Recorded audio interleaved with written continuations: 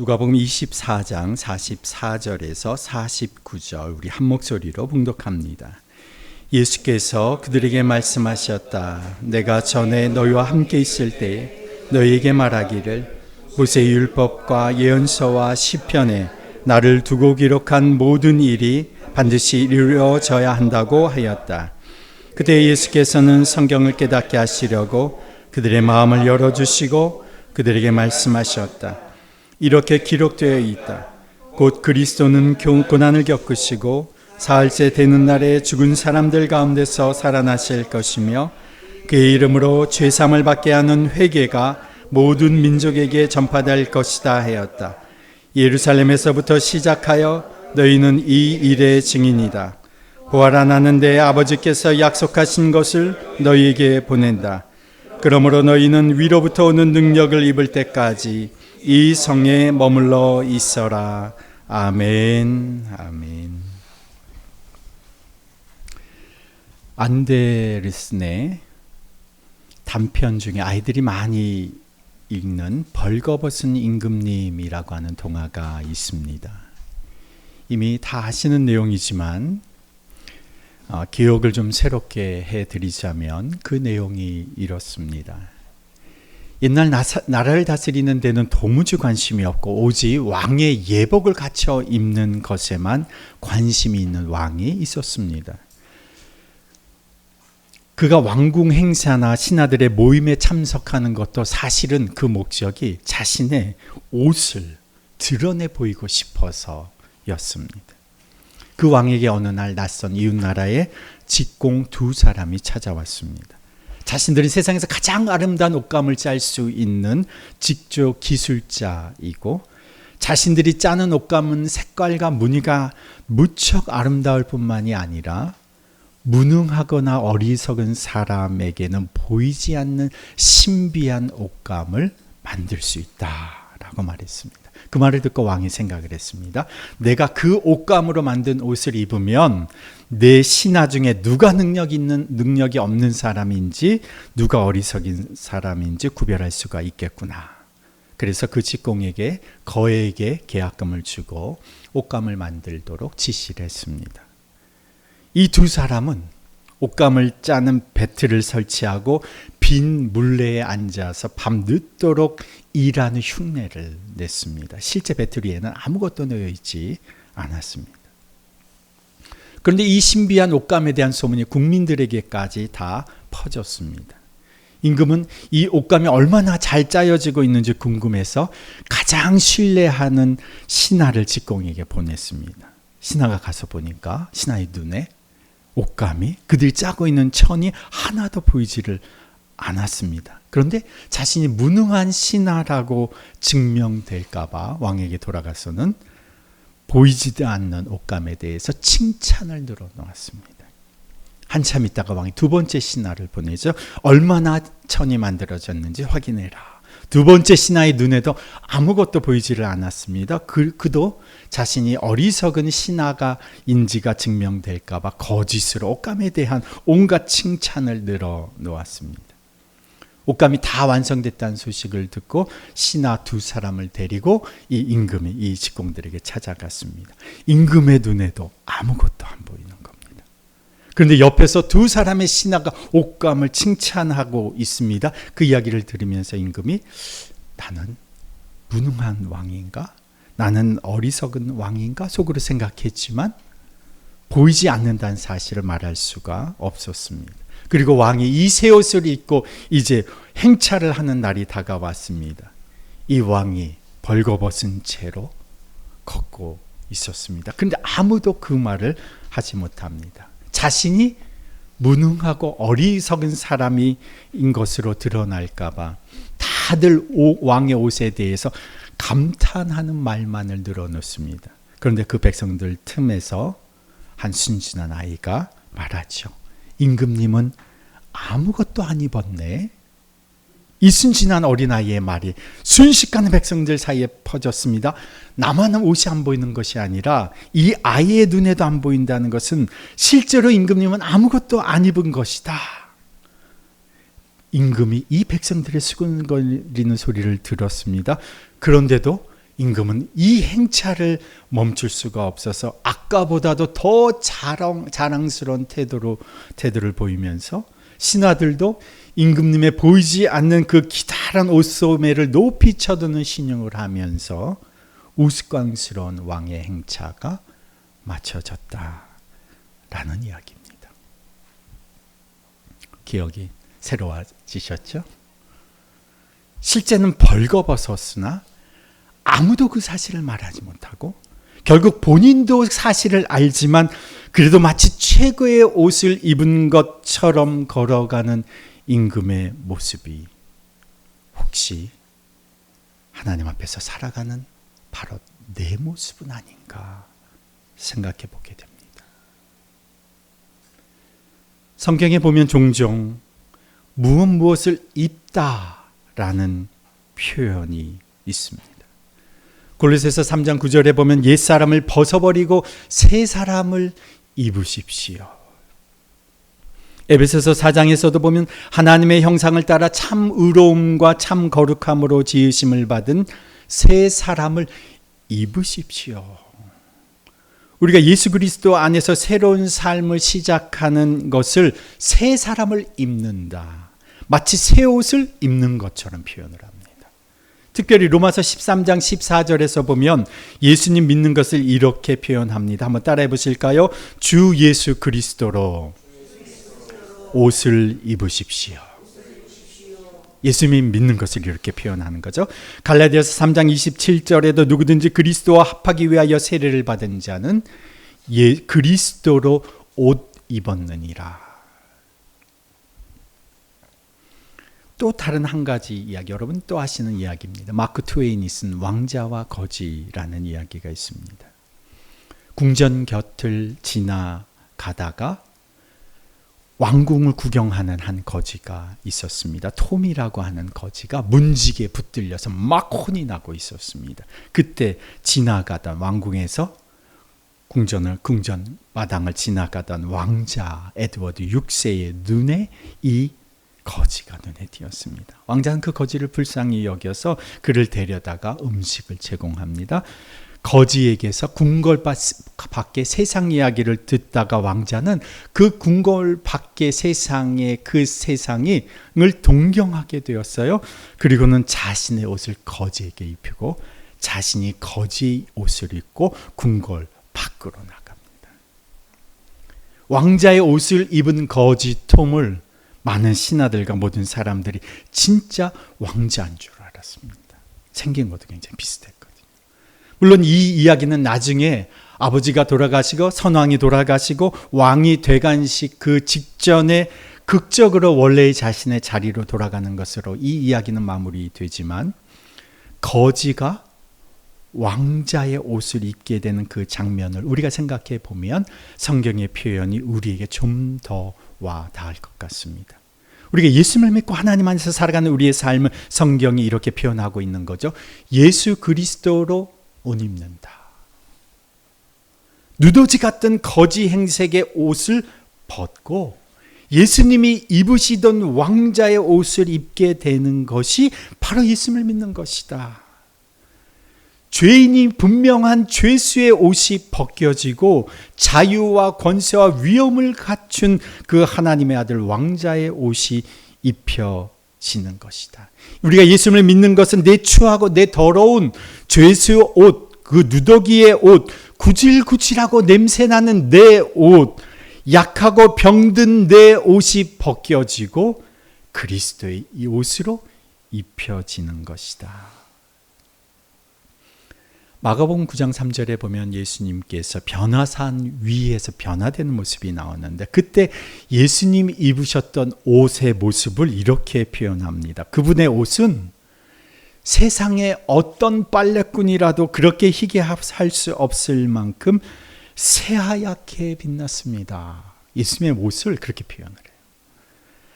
스데반이 순교하기 직전에 성령으로 충만하여서 보았을 때 하나님의 보좌 우편에 서서 계신 그 예수님을 보았는데 왕이신 그 하나님의 아들, 왕자이신 그 예수 그리스도 그분이 입으신 그분의 영광의 옷, 하나님의 모든 유업을 상속받으시는 하나님의 아들 예수 그리스도의 그분의 옷을 우리에게 입혀주신다는 겁니다. 우리가 그분의 옷을 입는 순간 우리는 아들 예수님이 누리시는 그 왕자의 권세와 권한을 부여받는 것이죠. 예수로 옷 입는 순간 하나님의 아들 예수님이 누리시던 그 영광과 상속권을 우리도 누리게 된다는 것입니다. 그래서 요한복음 1장 12절에 영접하는 자, 곧 그 이름을 믿는 자들에게는 하나님의 자녀가 되는 권세를 주셨다. 그 권세가 예수 그리스도의 권세, 예수 그리스도의 옷이라는 거죠. 로마서 8장 17절에도 자녀이면 상속자이기도 합니다. 우리는 하나님이 정하신 상속자여 그리스도와 더불어 공동 상속자입니다.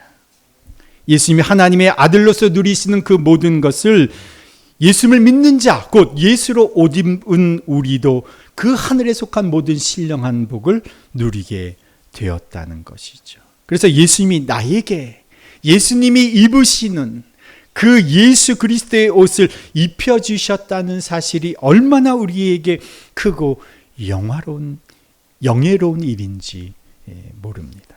그런데 놀라운 것이 하나 더 있어요.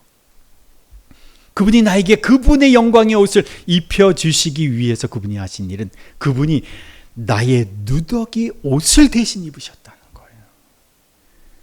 예수님께서 이 땅에서 오신 사건을 예수 그리스도께서 육신을 입으셨다 이렇게 성경은 표현합니다. 요한일서 4장 2절에 보면 예수 그리스도께서 육신을 입고 오셨음을 시인하는 영은 다 하나님에게서 난 영입니다.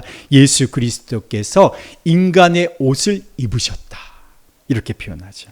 나에게 예수 그리스도의 왕자의 옷을 입혀주시기 위해서 그분은 자신의 옷을 벗어주시고 대신 우리의 추한 누더기 옷을 입으셨다는 거예요.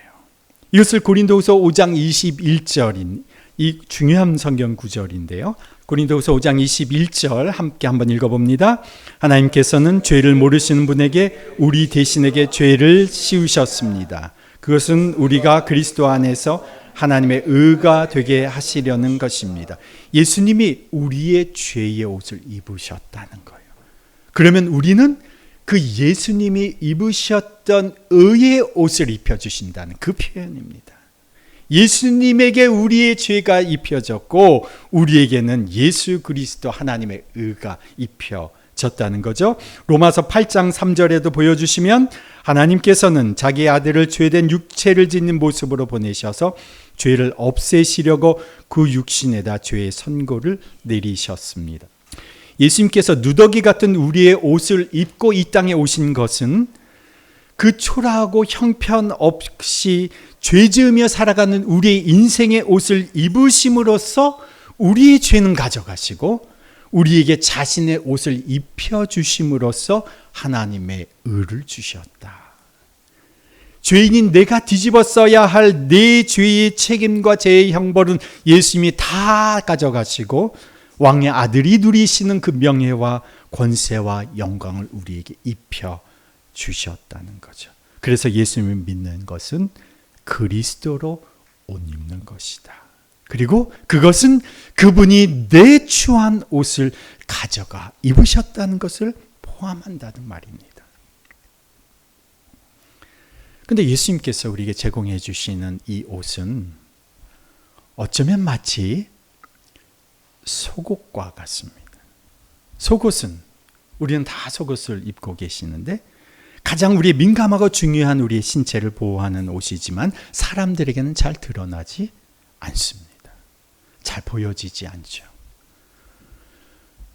사람들이 속옷만 입고 있어도 집 안에서는 사실은 큰 문제가 없어요. 그죠? 집 안에서 속옷만 반바지만 입고 있어도 큰 문제가 없죠. 그러나 그 상태로 밖으로 거리로 나갈 수는 없습니다. 방 안에서 집 안에서는 문제가 되지 않지만 집 바깥으로 나가려면 겉옷을 입어야 나가는 겁니다. 많은 그리스도인들이 예수로 옷은 입었습니다마는 그 옷을 입은 상태에 머물러 있다는 것이죠. 속옷을 갖춰 입었습니다. 그러나 그 상태로 거리로 나갔다가는 어떻게 됩니까? 사람들에게 놀림을 받습니다. 손가락질을 받습니다. 위축돼서 집안으로 돌아옵니다. 사람들이 어디만 머무릅니까? 집 안에만, 교회 안에만 머물러 있습니다. 안전한 방 안에서만 머물러 있습니다. 세상으로 나아가려면 겉옷을 갖춰 입어야 집 밖으로 나갈 수 있는 겁니다. 겉옷을 갖춰 입어야 추운 겨울에도 감기 몸살 걸리지 않을 수가 있는 겁니다. 현장으로 나가려면 공사용 작업복을 갖춰야 입어야 하고, 위험한 상황에서는 불에도 견딜 수 있는 방화복을 입어야 되고, 전투와 전시에는 전투복을 갖춰 입어야 밖으로 나갈 수 있는 겁니다. 많은 그리스도인들이 예수로 옷 입습니다. 이것은 내면의 옷입니다. 그러나 세상으로 나가려면 금세 찬바람에 위축되고 위험한 상태에 노출돼서 아무런 인간 영향력을 발휘할 수가 없습니다. 그리고는 숨어 피하기 일쑤죠. 많은 그리스도인들이 이렇게 살아갑니다. 예수로 옷 입기는 했지만 숨어서 살아갑니다. 회피하고 살아갑니다. 위축돼서 살아갑니다. 왜요? 겉옷을 안 갖춰 있기 때문에 그렇습니다. 주의도 견디고 나를 공격하는 사람들에게서 네 자신을 보호해주는 튼튼한 겉옷을 갖추어 입어야 한다는 것이죠. 그 겉옷이 무엇인가? 오늘 본문을 한번 보십시다. 46절 말씀 제가 읽습니다. 오늘 본문으로 다시 돌아가서 그들에게 말씀하셨다. 이렇게 기록되어 있다. 곧 그리스도는 고난을 겪으시고 사흘째 되는 날에 죽은 사람들 가운데서 살아나실 것이며 그의 이름으로 죄사함을 받게 하는 회개가 모든 민족에게 전파될 것이다 하였다. 예루살렘에서부터 시작하여 너희는 이 일의 증인이다. 49절 함께 읽습니다. 보아라, 난 내 아버지께서 약속하신 것을 너희에게 보낸다. 그러므로 너희는 위로부터 오는 능력을 입을 때까지 이 성에 머물러 있어라. 여기서부터 위로부터 오는 능력은 성령의 능력을 의미합니다. 그런데 이 49절에 나오는 능력이라고 하는 이 단어가 헬라어로 디나미스라고 하는 단어인데, 이것은 능력이라고 하는 주된 의미와 함께 권세라는 의미도 함께 동반하고 있습니다. 이 똑같은 헬라어 단어를 다른 마태복음에서는 권능으로 적기도 했습니다. 권능은 권세 플러스 능력, 좀 더 포괄적인 의미죠. 그래서 저는 이 부분을 권세와 능력을 다 포함하는 단어, 능력보다는 조금 더 포괄적인 단어, 권능으로 표현을 했습니다. 그래서 오늘 설교의 제목도 성령의 권능을 입으라 이렇게 적었습니다. 권세와 능력이 어떻게 다를까요? 도둑이 도둑질을 하다가 경찰을 마주쳤습니다. 그러면 도둑이 어떻게 할까요? 도망을 갑니다. 왜냐하면 경찰은 도둑을 체포할 권한이 주어져 있기 때문에. 이게 권세입니다. 신호를 위반한 차량에 벌칙금을 부과할 권한이 경찰에게 있습니다. 이것이 권세입니다. 근데 도둑이 경찰을 보고 막 도망을 칩니다. 그러면 도망치는 이 도둑을 잡아서 따라가서 실제로 그 손에 수갑을 채우는 것은 경찰이 도둑보다 더 빨리 달려서 그 도둑의 힘을 제압할 수 있어야 가능한 것이죠. 이것이 능력입니다. 성령이 임하시면 권세와 능력이 같이 임하는 겁니다. 위로부터 오는 능력을 입을 때까지 이 성에 머물러 있어라. 성령의 권능을 입을 때까지 이 성에 머물러 있어라. 이게 지금 누가 하신 말씀입니까? 부활하신 예수님께서 하늘로 승천하시기 직전에 직접 사람들에게 하신 말씀입니다. 성경에 이렇게 기록되어 있지. 그리스도가 고난을 겪은 후 3일째 되는 날 부활할 것이다 기록되어 있지. 그것이 성취되었다. 예수님 부활하셨습니다. 그들 앞에 나타났습니다. 또 성경에 회개의 복음이 모든 민족에게 전파될 것이다 기록되어 있지 않느냐? 그것도 성취될 것이다. 너희들을 통해서 그것이 성취될 것이다. 너희가 이것의 증인이다. 그런데 너희들이 나가서 이 증인으로 살려면 필요한 것이 성령의 권능이다. 권능으로 입을 때까지 기다려라. 여기서 많은 사람들이 착각하는 것이, 그리스도인들이 착각하는 것이 성령의 권능을 받는 것은 특별한 사명을 받은 사람, 사역자, 선교사님들, 목회자들이 사역을 위해서 성령의 권능을 받아야 하는 것으로 오해합니다. 이것은 특별한 사명을 받은 사람들이 받아야 하는 것이다. 이런 오해를 누구에도 했느냐? 예수님의 12제자들도 그렇게 생각을 했어요. 성령은 자신들에게만 주시는 것인 줄 알았어요. 예루살렘의 유대인 그리스도인들도 그렇게 생각했어요. 성령은 유대인, 여기 지금 핵심 요인들, 핵심 하나님의 백성들, 일꾼들에게만 주시는 것으로 생각했어요. 그런데 부활하신 예수님께서 너희가 모든 일의 증인이다 말씀하시고 기다려라 말씀하신다. 기다렸더니 그들에게 성령의 권능이 임했습니다. 이 성령의 권능은 이 사람들, 사도들과 예루살렘 성도들은 자신들에게만 독점해서 주신 것으로 생각을 했어요. 그런데 사도행전 10장에 보면 베드로가 이방인 고넬료에게 가서 그와 함께 모인 이방인들에게 복음을 전했을 때에 그들 가운데 성령의 권능이, 성령이 임하셨어요. 베드로와 일행이 놀랐습니다. 왜 놀랐을까요? 성령은 자신들에게만 독점적으로 임하는 줄 알았는데 이방인에게도 임한 거예요. 베드로가 예루살렘으로 돌아가서 이 소식을 예루살렘 성도들과 다른 사도들에게 전했을 때에 그들이 뭐라고 반응하느냐? 처음에는 그들을 비난했어요. 왜 성령은 우리에게만 주시는 것인데 너희가 이방인들에게 가서 복음을 전하고 그 사람들과 교제하느냐? 그런데 성령이 그들에게 임하셨다는 소식을 듣고 뭐라고 말하느냐? 하나님께서는 이제 이방 사람들에게도 회개하여 생명에 이르는 길을 열어주셨다. 예루살렘의 사도들과 성도들이 이 성령은 모든 사람에게 주시는 것이구나를 깨달았고 그렇게 결론을 내렸다는 겁니다. 49절 다시 보시면 49절 보아라. 다시 한번 읽어봅니다. 보아라, 나는 내 아버지께서 약속하신 것을 너희에게 보낸다. 그러므로 너희는 위로부터 오는 능력을 입을 때까지 이 성에 머물러 있어라.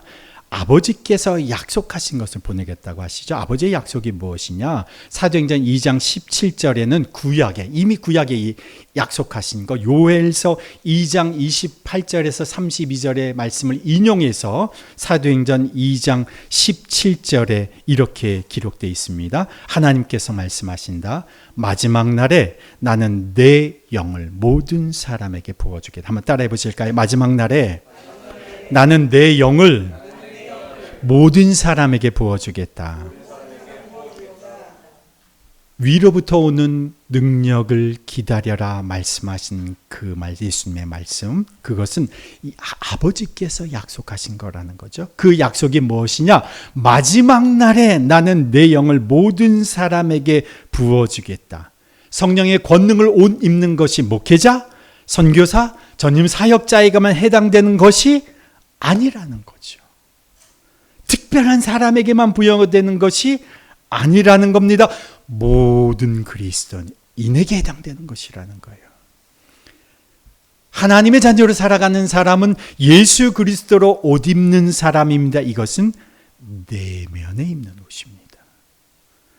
또한 하나님의 자녀로 살아가는 사람은 외면을 성령의 권능으로 옷 입은 사람입니다. 이것이 겉옷입니다. 한번 따라해 보실까요? 내면을 예수로 옷 입고 외면을 성령의 권능으로 옷 입으라. 이게 하나님이 우리에게 입히시는 옷입니다. 에베소서 6장 13절에 보면 여러분이 잘 아시는 성경 말씀인데요. 그리스도인이 갖춰 입어야 하는 하나님의 전신 갑주를 입으라 이렇게 하시죠. 에베소서 6장 13절에 보면 하나님이 주시는 무기로 완전히 무장하십시오. 그래야만 하나님이 여러분이 악한 날에 이 적대자들을 대항할 수 있으며 모든 일을 끝낸 뒤에 설 수 있을 것입니다. 우리가 이 악한 세상에서 살아가면서 우리에게 필연적으로 발생하는 전투가 있다는 거예요. 이 전투에서 승리하기 위해서. 시시때때로 마주하게 되는 사탄의 공격에서 안전하게 우리 자신을 방어하기 위해서 하나님의 전신 갑주를 입으라 말씀하시죠. 그것이 진리의 허리띠, 정의의 가슴막이, 평화의 복음의 신, 믿음의 방패, 구원의 투구, 성령의 검, 하나님의 이게 전신 갑주죠. 완전 무장. 이 전체의 문장을 아우르는 구절이 마지막 에베소서 15장 18절 온갖 기도와 간구로 언제나 성령 안에서 기도하십시오. 이 온 몸을 무장하는 그리스도인들의 하나님의 전신갑주를 오늘 본문, 우리가 읽은 바로 누가복음 본문에 근거하면 이렇게 표현할 수가 있습니다. 내면은 예수로 옷 입고 외면은 성령의 권능으로 무장하는 겁니다. 이게 하나님의 전신갑주입니다. 이것은 사도들뿐만이 아니라 예루살렘에 모여있는 소수의 유대인뿐만이 아니라 소수의 사역자들에게만이 아니라 목회자나 선교사들에게만 아니라 모든 자에게 하나님이 약속해 주신 것입니다. 위로부터 오는 성령의 권능을 입으라. 제가 마태복음 22장 11절 이하에 보면 예수님께서 하시는 이야기 중에 신랑의 혼인잔치 이야기가 나옵니다. 제가 이 본문을 읽으면서 늘 퀘스천 마크를 가졌어요. 의문이 하나 있었어요. 임금이 혼인잔치를 베풀어 많은 사람을 그 잔치에 초대했는데 잔치에 참석한 사람 중에 예복을 입지 않은 사람이 있었잖아요. 예복을 입지 않는 사람이 그곳에서 쫓겨납니다. 그리고 마태복음 22장 14절 그 이야기의 결론이 이렇습니다. 부름받은 사람은 많으나 뽑힌 사람은 적다. 초대는 많이 받았지만 다 그 자리에 참여하는 건 아니다라는 겁니다. 제가 어떤 퀘스천이 있었냐면 이 혼인잔치의 이 결혼 예복은 뭘까? 예복은 뭘까? 이 혼인잔치를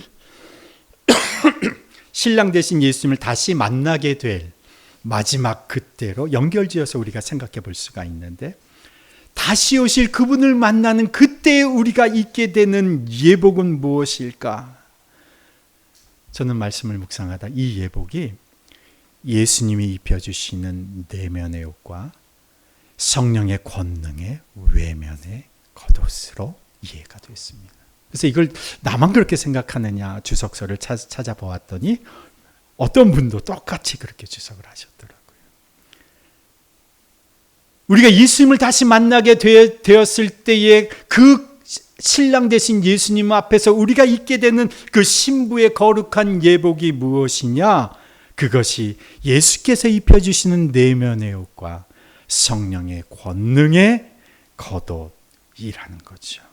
마지막 때에 아버지께서 약속하신 모든 사람에게 주시겠다고 하신 성령을 받지 못한 자가, 이 예복을 받지 못한 자가, 성령의 권능으로 옷 입지 못한 자가 어떻게 그 영원한 하나님 나라에 참여할 수가 있겠습니까? 세상 사람들은 신문에 어떤 기사들, 사진들이 올라갑니까? 연예인이 공항에 갔을 때 어떤 옷을 입었는지가, 그게 얼마인지가 이슈입니다. 유명인 스포츠 스타가 입고 있는 그 옷이 무슨 브랜드더라? 무슨 명품이더라? 가격은 얼마짜리인가를 따질 때에 오늘 우리는 그리스도인으로서 어떤 옷을 입고 있습니까? 내 내면은 그리스도로 옷 입고 있습니까? 아니면 아직도 냄새나고 누추한 그 거적대기를 걸치고 있습니까? 사람들 앞에서 마치 근사한 옷을 입고 갇혀있는 것처럼 행동하지만 실상은 나도 알고 사람들도 알고 벌거벗은 임금님의 모습이 내 모습이지는 않습니까? 오늘 이 아침에 내 내면을 예수로 옷 입으십시다. 나의 추한 누더기 같은 인생의 옷을 주님께서 바꾸어 입어주셨습니다. 우리 누더기 옷을 걸치시고 십자가에서 우리를 대신하여 죽으신 예수님께서 회개하고 예수님을 나의 구주와 주님으로 고백하는 이에게 주님의 옷, 그 왕자의 옷, 영예로운 명예로운 그 왕자의 옷을 우리에게 입혀주시는 겁니다. 또한 이 세상에서, 이 험악한 세상에서 살아갈 우리에게 내 외면의 옷, 성령의 권능으로 무장시켜 주시는 겁니다. 그 주님이 주시는 무장을, 겉옷을 갖춰 입어야 우리가 제대로 된 그리스도인으로 살아갈 수 있지가 않겠습니까? 이 성령으로 옷 입은 자에게는 예수의 이름으로 말하는 권세가 있습니다. 성령으로 옷 입은 자에게는 예수 이름으로 말할 때에 그대로 하나님의 역사가 이루어지는 능력이 임합니다. 성령의 권능으로 살아갈 수가 있습니다. 우린 세상 사람은 세상의 학벌, 세상의 돈, 세상의 재력, 세상의 인맥을 생각할 때에 우리는 그 모든 것을 초월하는 하나님의 지혜, 하나님의 공급하심, 하나님의 관계, 하나님의 인맥이 생겨납니다. 내 한계를 넘어서고 내 약함을 극복하고 내 부족함에 매이지 않고 내 지혜를 넘어서는 나의 경험을 초월하는 그 하나님의 권세와 능력이 우리에게 임해야 우리는 세상 속에서 그리스도인으로 제대로 살아갈 수가 있습니다. 왜 모든 그리스도인에게 하나님께서는 이 성령의 권능으로 옷 입혀 주시는 겁니까? 왜 무장시켜 주시는 것일까요? 모든 그리스도인들이 세상 속에서 예수의 증인으로 살아가게 하시려고. 그래서 모든 그리스도인들은 한 사람도 예외 없이 예수의 증인인 겁니다. 이를 위해서 예수님께서 성령의 권능으로 무장시켜 주시는 거죠. 오늘 나의 영적 옷차림을 점검해 보십시다. 하나님 아버지, 주님께서 예수 그리스도를 이 땅에 보내주셔서 예수님께서 거적대기 같은 내 인생의 옷을 바꿔 입으시고 내게 예수 그리스도의 그 거룩하신 옷을 입혀 주셨습니다. 십자가에서 예수님께서 죄인의 오명을 쓰시고 나를 대신하여 죽으시고 나에게 하나님의 아들의 생명과 영생을 주셨습니다. 이 시간에 예수님을 나의 구주와 주님으로 고백합니다. 회개하며 주님 앞에 돌아갑니다. 우리의 영혼이 예수 그리스도로 옷 입혀지게 하여 주옵소서.